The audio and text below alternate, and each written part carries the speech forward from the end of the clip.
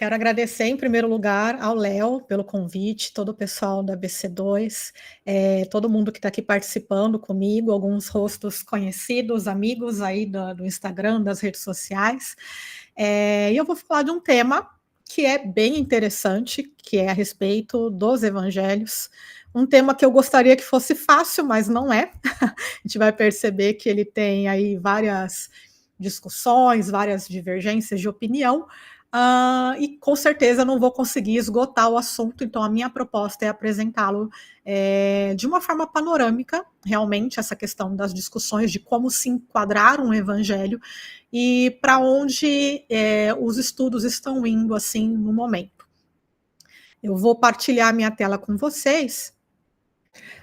O título da palestra, Os Evangelhos como Literatura, Narrativa, Biografia e História. E a gente vai ver que esses três temas, eles acabam realmente fazendo parte daquilo que são os evangelhos, quando a gente trabalha a partir dos evangelhos.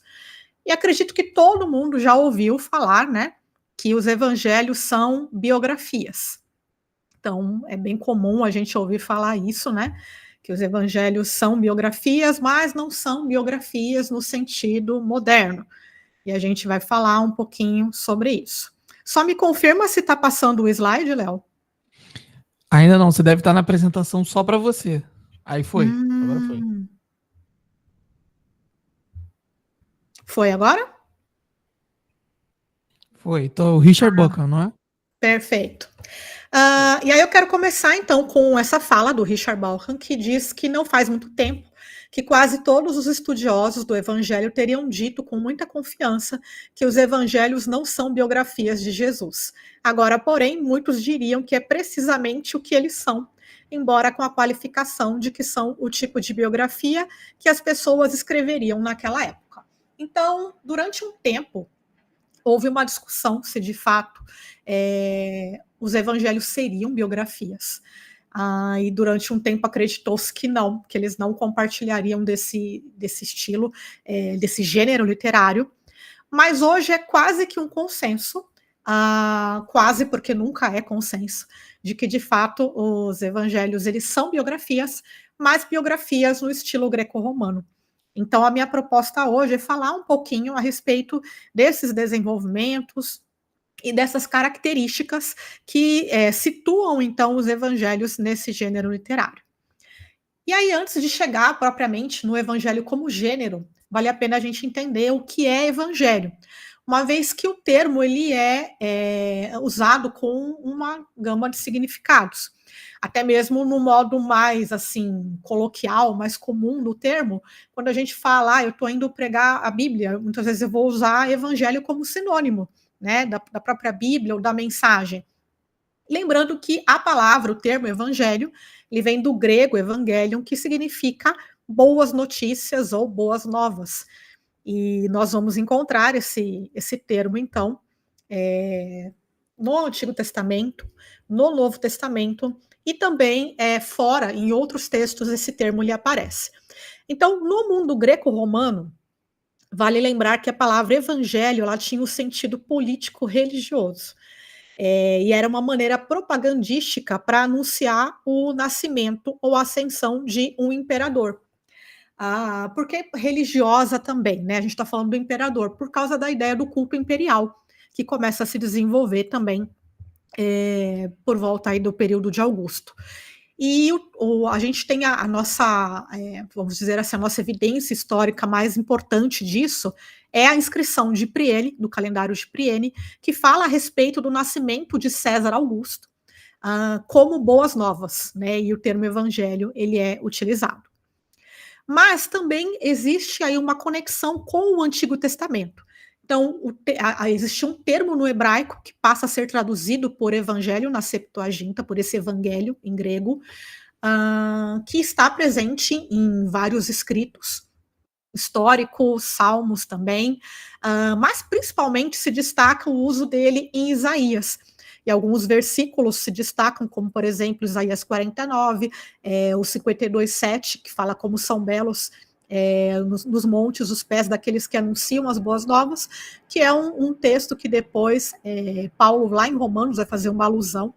E também 61, que está relacionado com aquele texto que Jesus ele vai dizer quando ele está lendo lá na sinagoga, né? Eis que o Espírito do Senhor está sobre mim e me ungiu para proclamar as boas novas. Então, essa conexão com Isaías ela é muito forte, representando aí, no caso, o anúncio da salvação escatológica. Então, o Bird ele vai dizer que evangelho, né, em Isaías, diz respeito à intenção de Deus de demonstrar sua fidelidade à nação de Israel, redimindo-a do exílio, devolvendo-a à terra e restaurando a sorte sociopolítica em uma nova criação. Então, quando a gente pensa nos primeiros cristãos ouvindo sobre evangelho, a gente pode ter certeza, e aqui eu concordo com o Bird, que esses dois significados eles acabam estando presentes. Tanto a expectativa dessa salvação escatológica, como também esse uso greco-romano do termo evangelho. Então, a gente pode pensar que essas duas coisas estavam ali presentes quando alguém falava a respeito de evangelho ali logo no início do cristianismo. Paulo também se utiliza muito do termo evangelho, e talvez um dos usos mais importantes seja lá em 1 Coríntios, capítulo 15, quando ele fala, né, irmão, quero lembrar-lhes o evangelho que lhes preguei, qual vocês receberam e no qual estão firmes. Por meio deste evangelho que vocês são salvos. Então a gente percebe aqui Paulo fazendo esse uso do termo evangelho, às vezes ele vai falar de evangelho de Deus, às vezes de evangelho de Cristo, mas muito relacionado com essa mensagem de salvação e principalmente com a obra de salvação por meio de Jesus. E o Jonathan Pennington, ele diz, né, que ao longo das epístolas do Novo Testamento, o evangelho se refere à proclamação oral sobre Jesus o Cristo, que significa o ungido rei davídico, quem ele era e o que ele realizou por meio da sua vida, morte e ressurreição. A promessa de seu futuro retorno para estabelecer o reino de Deus e o concomitante chamado para arrependimento e fé. Então, o evangelho ele tem essa conotação, né, dentro aí dos primeiros escritos cristãos. Então, a gente, por enquanto, não está falando de um gênero literário. Como eu disse, muita água vai passar embaixo dessa ponte em termos de discussões. Principalmente a partir do século XVIII, quando começa ali as discussões a respeito do Jesus histórico, da confiabilidade histórica dos evangelhos, discussões sobre o problema sinótico, a partir, né, não todas essas discussões estão no século XVIII, então elas vão a partir do XVIII até início do século XX, praticamente, e você tem também o uso de ferramentas mais críticas, como crítica da forma, crítica das fontes, crítica da redação.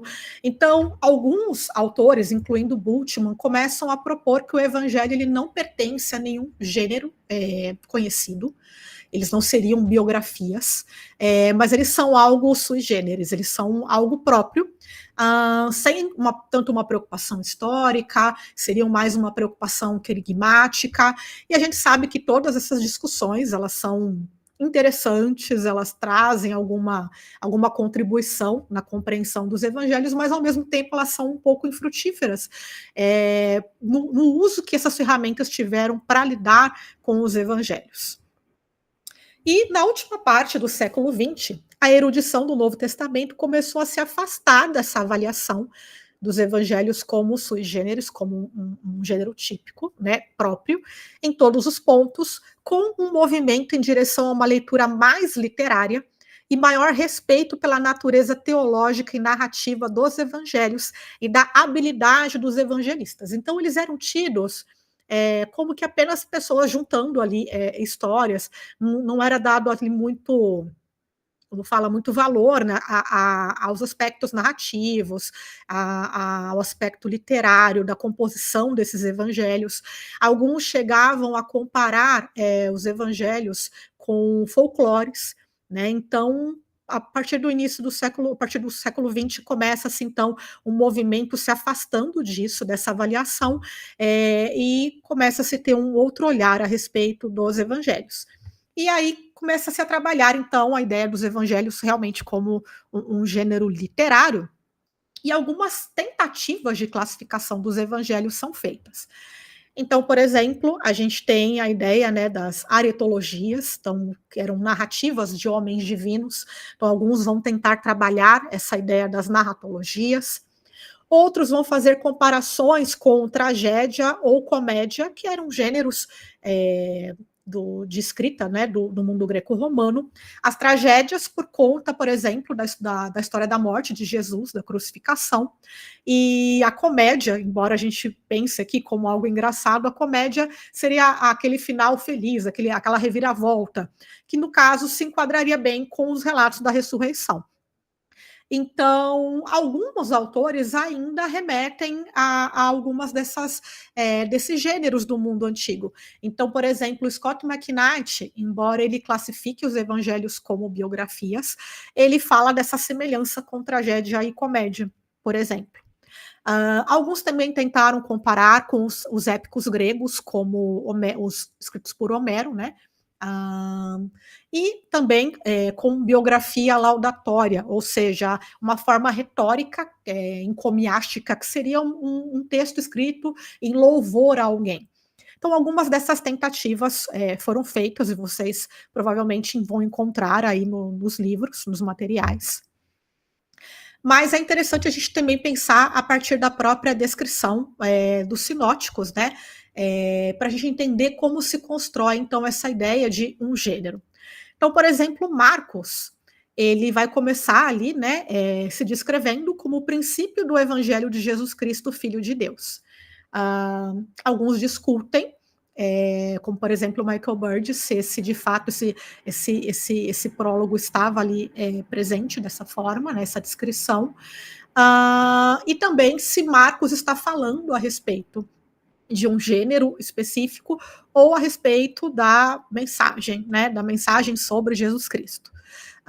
Mateus, ele não se identifica dessa forma, ele vai começar falando como registro da genealogia de Jesus, e Lucas vai se descrever, né, no seu prólogo, que nos lembra muito, porque ele coloca uma questão bastante metodológica interessante, né, de como que ele faz essa coleta dos relatos, né, ele vai se descrever basicamente como um relato, como a elaboração de um relato. Então, por enquanto, aqui a gente não tem nada muito específico falando sobre gênero. E aí a gente vai ter algum desenvolvimento histórico, né, de como os evangelhos eram entendidos. Então, por exemplo, na época de Justino Mártir, os evangelhos eles já formavam um núcleo da porção da leitura das escrituras, lá nas reuniões cristãs, e ele chamava, então, de memória dos apóstolos, ou né, então ele não usa aqui evangelho, mas ele usa memória dos apóstolos. E mais adiante, a partir do segundo século, alguns dizem que por volta do meados do terceiro século, a gente já começa a ter os títulos, né? Evangelho segundo Marcos, Evangelho segundo Mateus, segundo Lucas, né? Apontando então para essa ideia de que é um evangelho a partir do ponto de vista de determinado autor. Então, esses títulos eles começam a aparecer, os escribas começam a inserir esses títulos, e alguns entendem que é a partir daí, então, que a gente tem a ideia dos evangelhos serem tratados como um gênero literário. Então, o Michael Bird ele vai dizer que, né, nesse movimento de Jesus até Irineu, por volta do segundo século, duas coisas importantes acontecem. Jesus não é apenas o proclamador do evangelho, mas agora também é o proclamado no evangelho. E a mensagem oral do evangelho se transformou em um gênero literário conhecido como evangelho. Então, alguns entendem que é nesse momento que evangelho torna-se realmente um gênero literário ou é percebido dessa forma. E o que difere, então, os evangelhos das biografias modernas? Então, quando a gente pensa numa biografia moderna, a gente pensa na história de alguém começando a partir, né, do seu nascimento, às vezes até antes, né, uma coisa a respeito da família, todas as fases da sua vida, minimamente uma descrição de aspectos psicológicos do personagem, e essas são as diferenças mais marcantes, né? Quando a gente olha para os evangelhos, com relação às biografias modernas, a gente vai perceber que eles não apresentam todas as fases da vida de Jesus. Então, por exemplo, um relato de natividade só está presente em Mateus e em Lucas. Marcos, ele já começa o seu evangelho a partir do ministério, a partir do batismo de Jesus, e já dando ênfase no seu ministério. E João, ele começa com um prólogo falando a respeito das origens de Jesus, com claras assim conexões com Gênesis, e também identificando ele com o Logos, né, com a ideia da sabedoria.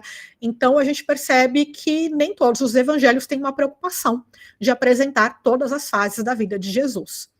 Na verdade, eles dão uma ênfase muito grande nos 3 últimos anos de vida de Jesus, ou os anos ali do ministério.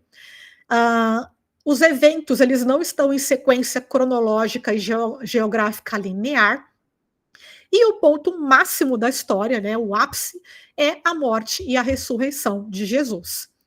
Então, sobre isso, o Ben Witherington, ele diz que os evangelhos são, de fato, histórias da paixão, com uma longa introdução, e a visão de seus autores é que a última semana da vida de Jesus é a parte mais importante da história. Então, de fato, todos os 4 evangelhos, eles vão dar uma ênfase a última semana de Jesus, né?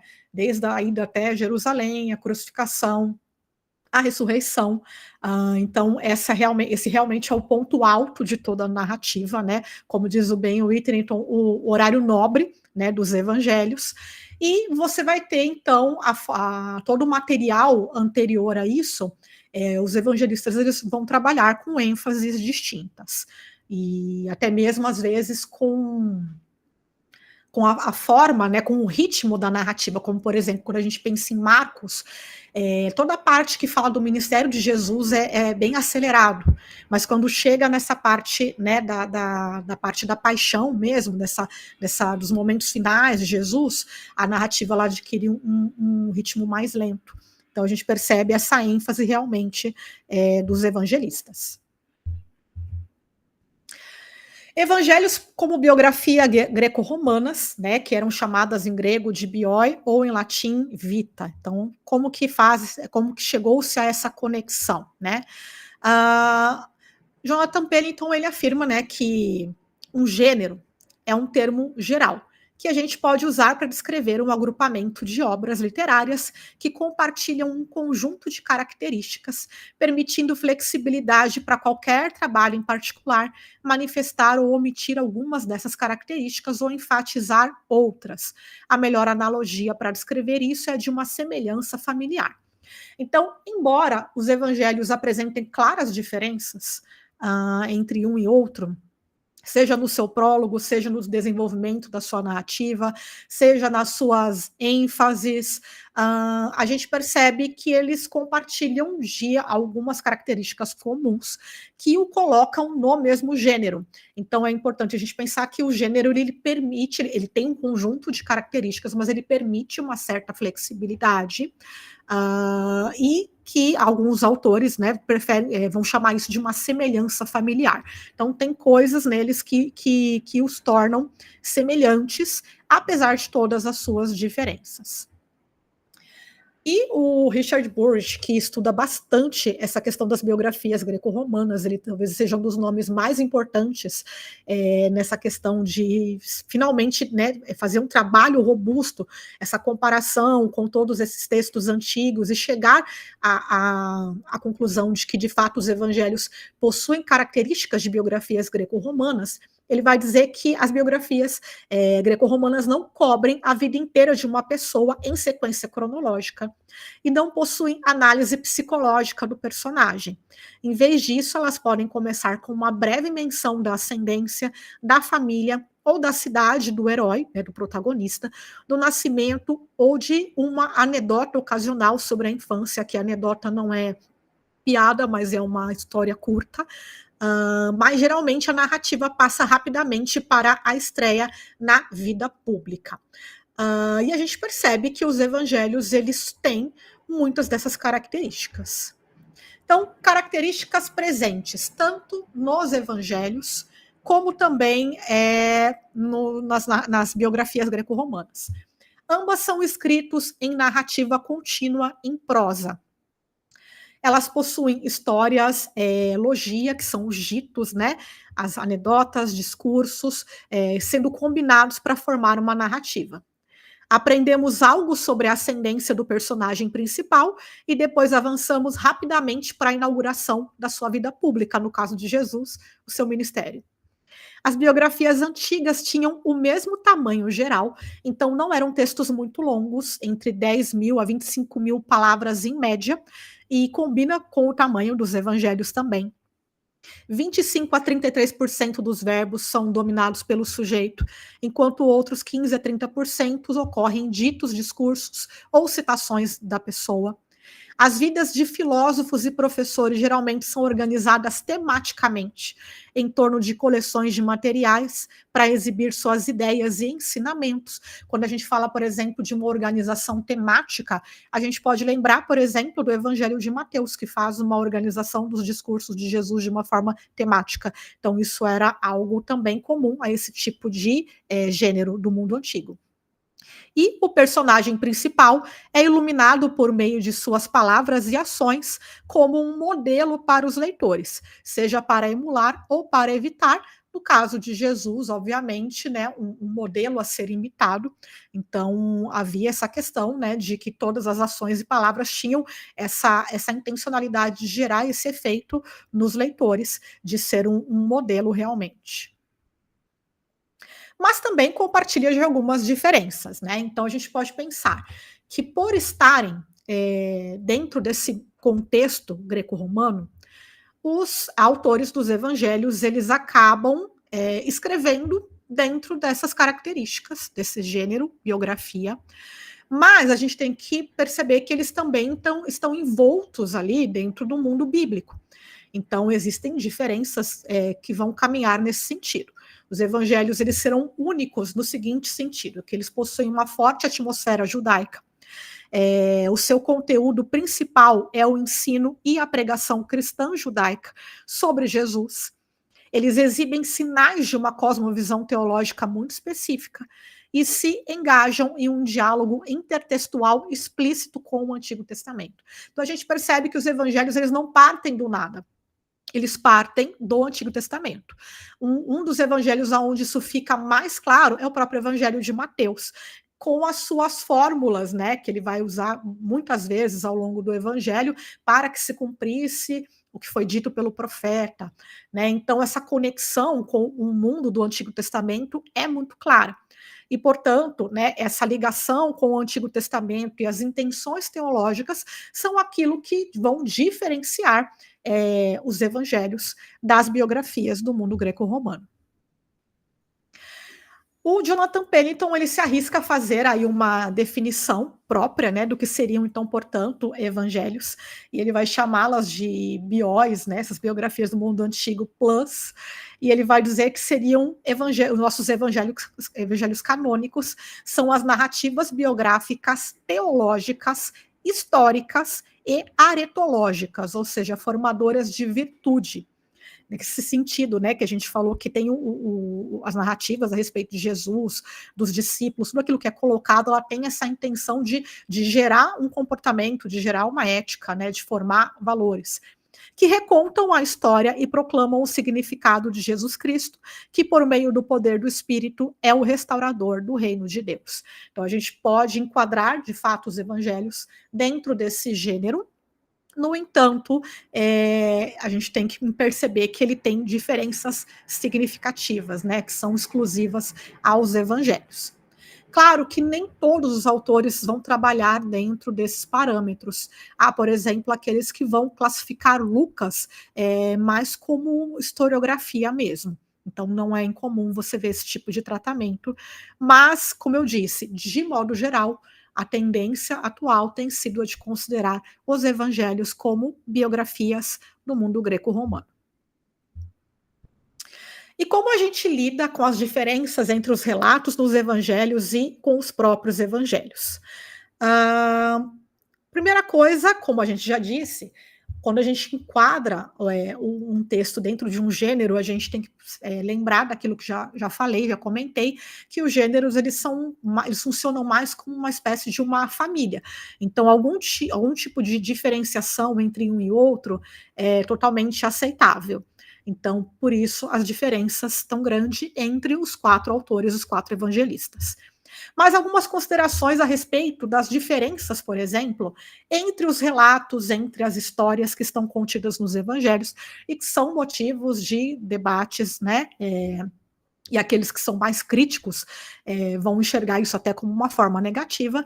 E aí eu quero trazer algumas contribuições nesse sentido, principalmente do Craig Keener. Então, como eu disse, você tem alguns autores que trabalharam muito essa questão de comparar os evangelhos com as biografias do mundo antigo. E acho que 2 trabalhos se destacam, que é o do Burridge e o Craig Keener Crystal Biography. Então, quem conhece Craig Keener sabe que ele é especialista em textos do mundo antigo, no contexto histórico, social do Novo Testamento.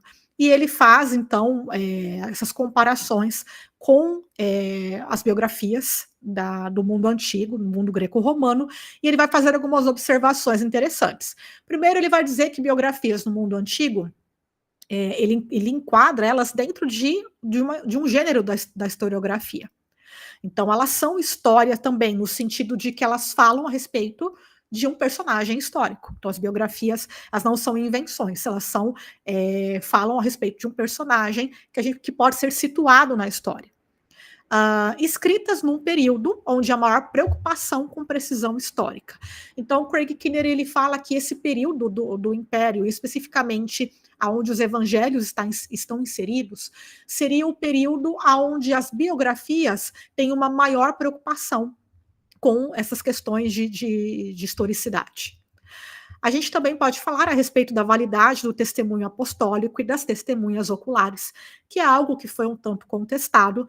Quem faz um excelente trabalho nesse sentido, né, é o Richard Bauckham, no seu livro, né, sobre Jesus e as testemunhas oculares, mas também o Craig Keener trabalha um pouco desses conceitos, né, falando a respeito da validade das testemunhas oculares, porque muita gente pensa, né, que dessa questão de testemunha ocular, de transmissão oral, como se fosse uma espécie de telefone sem fio, mas na verdade isso era feito de modo muito rigoroso, e ele vai recorrer à própria forma como os discípulos aprendiam dos seus mestres rabínicos, como a memorização fazia parte desses processos. E o Craig Keener ele fala algo muito interessante, porque ele faz todo um estudo a respeito de memória, e ele vai dizer que, por exemplo, os discípulos eles estão ali mais ou menos no final da sua adolescência, mais ou menos por volta dos 20 anos. Não sei se todos os autores concordam com isso, mas ele parte dessa premissa, e ele diz que exatamente essa é a idade onde a memória onde a transmissão e essa questão da memória é mais precisa, onde a gente tem a nossa melhor fase de memória. Então, isso traria também credibilidade, né, para esse processo todo de construção e de transmissão dos dados que vão dar origem aos evangelhos. Também é interessante que algum nível de diferença entre os relatos era esperado. E ele vai trabalhar, por exemplo, com a biografia do imperador Otto, escrita por 3 historiadores diferentes, Plutarco, Suetônio e Tácito. Então, existem diferenças, assim como existem diferenças quando os relatos a respeito de Jesus eles são contados nos 4 evangelhos. Então, essas diferenças elas eram esperadas, e inclusive o Craig Keener comenta que se não houvesse algo do próprio autor na forma como ele coleta esses relatos, como ele organiza esses relatos, montando ali o seu texto final, seria tido como uma espécie de plágio. Então, era esperado que tivesse um pouco desse estilo do autor no produto final, né, no texto. Paráfrases também eram permitidas, então nem sempre se transmitia ipsis literis a palavra, as palavras ditas, né, pelo protagonista ou pelo herói, aquele que era falado ali na biografia, ou no caso de Jesus, os evangelhos, mas às vezes se permitido fazer algumas paráfrases. O importante era se transmitir a ideia mais do que as palavras exatas. E antigos biógrafos e historiadores escreviam conscientemente e por meio de interpretações intencionais. Isso é muito importante, por quê? Porque às vezes a gente parte, né? E aí, com certeza, o Léo pode falar muito mais disso do que eu, dessa ideia moderna de que a história ela é livre de julgamento, de interpretação, né? De que a ideia de algo totalmente isento, né? E não era assim que acontecia no mundo antigo, e provavelmente não é assim que acontece hoje também, né? Então, os antigos biógrafos, eles escreviam conscientes, né, com intenções, com interpretações a respeito dos fatos, na forma como eles coletavam esses fatos, esses relatos, essas fontes, e construíram os seus evangelhos. Claro que essas diferenças, né, às vezes entre um texto e outro, causaram um certo incômodo, como até hoje a gente tem. Então, sempre existiram tentativas de se harmonizar esses relatos ou de se lidar com essas diferenças. O mais famoso deles é o de A Tessarão, de Taciano, né, que inclusive tem publicado aí em português, né, pelo Brian Kibuka, ele fez uma tradução. Então, se você tiver curiosidade, Taciano, ele tenta harmonizar, né, as histórias dos 4 evangelhos num evangelho, numa história só, num evangelho só. O que acaba tendo lá o seu valor, mas não fez muito sucesso, né? Acaba que os 4 evangelhos é o que circulava realmente nas igrejas. Ele não foi o único a fazer isso. Então, Eusébio, em certa medida, fez isso, Agostinho também. E aí tem um reformador luterano chamado Andreas Osiander, que ele também tenta fazer uma espécie de harmonização, mas ele parte de uma visão tão literalista do texto, que ele entende que quando um relato ele é colocado com alguma diferença, então ele simplesmente repete aquela ação. Então, por exemplo, a ressurreição da filha de Lázaro, ele vai dizer que aconteceu 3 vezes. Então a gente percebe aí algumas dificuldades quando a gente tenta harmonizar os relatos bíblicos, ao invés de considerá-los com a sua singularidade, por meio da ótica dos próprios autores. Então acaba sempre sendo um exercício um tanto complicado. Porque, de fato, né, como a gente falou até aqui, evangelhos são biografias, mas são biografias teológicas. Então, a gente não pode se esquecer desse aspecto, né, importante. Havia uma intenção teológica, há uma mensagem a ser transmitida, e os evangelistas, eles deixam isso muito claro quando a gente analisa os evangelhos. E desde muito cedo também, né, na igreja, os evangelhos, eles são representados, né, aí partindo da visão de Ezequiel, como 4 figuras distintas, né, o evangelho de Mateus, o rosto de homem, o evangelho de Marcos como o leão, o evangelho de Lucas como o boi, e o evangelho de João como a águia.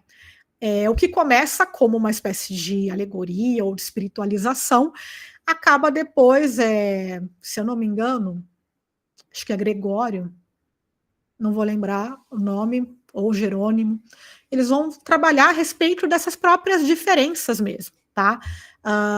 Como 4 retratos cristológicos. Então, o que a gente tem, na verdade, né? Por que temos 4 evangelhos ao invés de 1? Pergunta que muita gente faz. Porque eles representam, de fato, 4 retratos cristológicos. Todos eles falam a respeito de Jesus, mas eles vão apresentar essas visões, essas construções cristológicas distintas. E, na verdade, quando nós temos esses 4 textos, né, a gente tem aí uma variedade que precisa ser celebrada, né, algo que realmente agrega à nossa construção teológica. Então, o Craig Blomberg vai dizer que os 4 evangelistas, conforme eles mesmos admitem, têm diferentes perspectivas a respeito da vida de Cristo, que desejam enfatizar. E a decisão da igreja primitiva de incluir 4 evangelhos e não apenas um, ou uma harmonia, como a de Taciano, reflete o reconhecimento de que Mateus, Marcos, Lucas e João tinham ênfases peculiares e que essas não devem ser abandonadas ou obscurecidas. Essa disciplina reconhece que os evangelistas foram redatores no pleno sentido, isto é, editores que escolheram, organizaram e formularam suas fontes para destacar ênfases teológicas e estilísticas específicas. Então, com certeza, essa é uma abordagem muito mais interessante que a gente pode ter ao texto bíblico, e que nos permite lidar melhor com as diferenças, né, que para muitas pessoas acaba sendo pontos aí problemáticos, acho que todo mundo, especialmente nas igrejas, quando começa a ler os evangelhos, vai ficar um pouco confuso a respeito das diferenças das narrativas, né, e se perguntar por que isso acontece, ou talvez se perguntar se isso compromete a veracidade dos relatos, a confiabilidade histórica, mas todos esses autores, eles têm trabalhado nessa linha, né, de entender primeiro os evangelhos, como eles funcionam dentro do mundo antigo, como esse gênero biografia, como funciona a historiografia no mundo antigo, e isso para a gente traz, ajuda bastante a lidar com essas questões, e também reconhecendo essas diferenças de propósito literário. Por fim, os evangelhos, eles são narrativas. A gente não pode esquecer, né, que apesar de tudo, quando os autores estavam ali escrevendo os evangelhos, né, relatando todas as histórias de Jesus, eles estavam contando uma história. Então, evangelhos são narrativas. E é por isso que as abordagens mais recentes, elas são bem interessantes, porque elas ajudam a trabalhar o texto com isso em mente. Então, Janine Brown, que é um nome muito importante nessa área, ela vai dizer que a partir dos anos 80, estudiosos começaram a dar mais ênfase à formação narrativa dos evangelhos, um foco que se desenvolveu em uma metodologia, que é a crítica narrativa. Então, lá atrás, né, como eu disse, houve outras ferramentas que foram utilizadas, como a crítica da forma, a crítica da redação, crítica das fontes, mas a partir da crítica narrativa, um outro ferramental foi colocado à disposição, né, que, embora não seja idêntico, ele provém, então, da narratologia, desses métodos de estudos literários, e é um método que havia se desenvolvido para análise crítica de literatura em décadas anteriores. Então, é algo muito comum hoje a gente pensar, de fato, nos evangelhos como literatura, e lidar com os evangelhos como sendo literatura por meio de algumas ferramentas com as quais a gente lida com as narrativas. Então, aqui só para exemplificar, porque há muitas abordagens, né? Aqui a própria Janine Brown, ela coloca, por exemplo, esses 2 níveis da narrativa de Chatman. Ela vai dizer que tem um nível da história, que consiste em elementos que a maioria dos leitores facilmente percebe ao ler uma narrativa. Então, quando você está lendo ali uma história dentro dos evangelhos, você vai perceber os cenários, os eventos, os personagens que compõem a trama. Então, como os evangelhos se concentram em Jesus, a gente vai perceber o curso da sua vida, interações com os discípulos, oponentes, e muitos que se beneficiam de seu ministério público, que capturam a nossa atenção. Então, a gente começa a ter um olhar específico para esses elementos, né, no nível da história. Mas há também o nível do discurso, que é a forma como o autor ou narrador molda os seus elementos da história para comunicar mensagem-chave ao público do evangelho. Estes incluem ponto de vista, narração, sequenciamento, ritmo dos eventos. Por exemplo, eu comentei a respeito de Marcos, que ele começa, né, metade do evangelho dele com um ritmo mais acelerado, quando chega na Semana da Paixão, o ritmo da narrativa diminui. Caracterização, ironia e uma variedade de padrões estruturais. Então, quando a gente olha para os evangelhos como um todo, e a partir dessas ferramentas, isso abre um mundo muito interessante para a gente. E tem sido esse o foco nos últimos tempos. E aí eu quero deixar como indicação, num nível assim inicial, caso você não tenha muito conhecimento desse tipo de abordagem e queira ver alguns exemplos de como isso funcionaria, aqui eu tenho 2 indicações, são bem acessíveis, São livros pequenos, né, não é um material, assim, muito robusto, mas que são muito interessantes e muito competentes, e que é, por exemplo, o Evangelho de Mateus, do João Leonel, pela editora Paulus, e a parte final do livro ele vai fazer uma análise narrativa de um trecho do Evangelho de Mateus, e também é um livro que é bem clássico, que é o do Daniel Marguerrat, O Ponto de Vista, onde ele também vai pegar alguns textos e vai trabalhar sobre esse ponto de vista da narratologia. E aí eu quero deixar para vocês, aqui já finalizando a minha fala, algumas referências. Se alguém tiver interesse nos slides, o Léo já tem, ele pode disponibilizar para vocês.